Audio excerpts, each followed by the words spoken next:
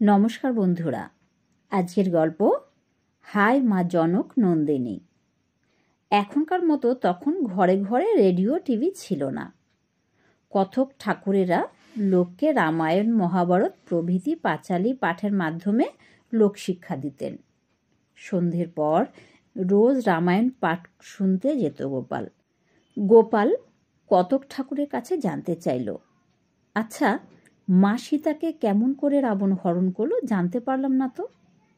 কথক ঠাকুর বললেন, সন্ন্যাসীর ছদ্মবেশে ভিক্ষা করতে এসে রাবণ সীতাকে হরণ করেছিলেন।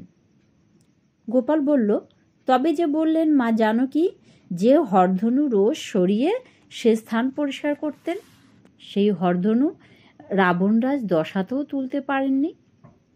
তবে এত শক্তিময়ী সীতাকে কেমন করে হরণ করলেন, ব্যাপারটা যে বোধগম্য হলো না।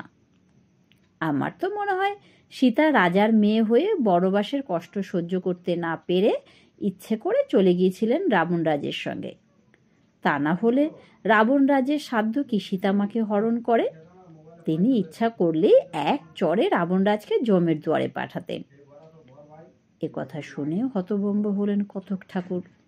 কি জবাব দেবেন ঠিক করতে পারছেন না। ঠাকুরমশাই গোপালকে ভক্তিমান জ্ঞানী শ্রোতা ভেবে চুপ করে থাকলেন।